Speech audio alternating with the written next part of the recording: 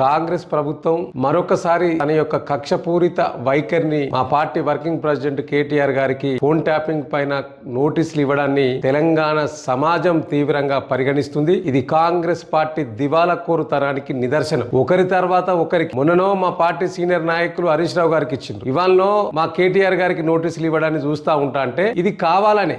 ఎందుకంటే ఒక పక్క రేపో ఎల్లుండో మున్సిపల్ ఎన్నికలు రాబోతా ఉన్నాయి కాబట్టి ఆ మున్సిపల్ ఎన్నికల్లో బీఆర్ఎస్ పార్టీ శ్రేణులను కలవరపెట్టడానికి, అదేవిధంగా పార్టీ అధినాయకత్వం అంతా కూడా దాని మీద దృష్టి పెట్టకుండా ఉండడానికి ఈ రాష్ట్ర ముఖ్యమంత్రి దావోస్ నుండి చేస్తున్న స్కెచ్ లో భాగమే ఇదంతా జరిగినట్టు కనిపిస్తా ఉన్నది. గత 2-3 రోజులుగా మా పార్టీ నాయకత్వం అంతా కూడా ఈ కాంగ్రెస్ ప్రభుత్వ వైఫల్యాలను, ముఖ్యంగా మంత్రుల మధ్య ఉన్న వాటాల పంపకాలను ప్రశ్నిస్తే ఆ గొంతును నిలిమేయడానికి ఈ కాంగ్రెస్ ప్రభుత్వం చేస్తున్న కుట్రలో భాగమే ఫోన్ ట్యాపింగ్ కేసు తప్పితే దీంట్లో ఫోన్ ట్యాపింగ్ లేదు, టూపింగ్ లేదు అనేది చాలా సందర్భాల్లో చెప్పినాం. ఇది రేపు కూడా రుజువు కాబోతుంది. ఇవాళ గతంలో కూడా ఫార్ములా ఈ కార్ రేస్ కు సంబంధించి మా నాయకుడు కేటీఆర్ గారిని ఈ ప్రభుత్వం పిలిచింది 2-3 సార్లు, పోయి హాజరైనాం.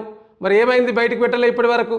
అంతకంటే ముందు కాళేశ్వరం కమిషన్ మీద కమిషన్ వేసిండ్రు, దాంట్లో అవినీతి జరిగిందని, దాంట్లో ఏం తేల్చలేదు. ఇవాళ ఫోన్ ట్యాపింగ్ పెట్టుకున్నది. అంటే ఈ యొక్క ప్రభుత్వం ఇబ్బందులలో ఉన్నప్పుడు ప్రభుత్వం అనేక కార్యక్రమాలు చేస్తున్న సందర్భంలో వాటిని బయట పెడుతున్న సందర్భాన్ని దాన్ని తప్పించుకోవడానికి చేస్తున్న డైవర్షన్ డ్రామా తప్పితే దీంట్లో ఏమీ లేదనేది ప్రజలందరూ కూడా భావిస్తూ ఉన్నారు. కాబట్టి మీరు ఎన్ని కుట్రలు చేసినా, కుతంత్రాలు చేసినా తప్పకుండా బీఆర్ఎస్ పార్టీ శ్రేణులుగా, బీఆర్ఎస్ పార్టీ కార్యకర్తలుగా మేమంతా కూడా మీరిచ్చిన 6 గ్యారంటీలు, 13 అంశాలు, ప్రజలకు ఇచ్చిన వాగ్దానాల విషయంలో తప్పకుండా ఎండగడతాం. కేసీఆర్ గారి నాయకత్వంలో గులాబీ సైనికులుగా, తెలంగాణ ఉద్యమకారులుగా ఇలాంటి కేసులకు విరవం.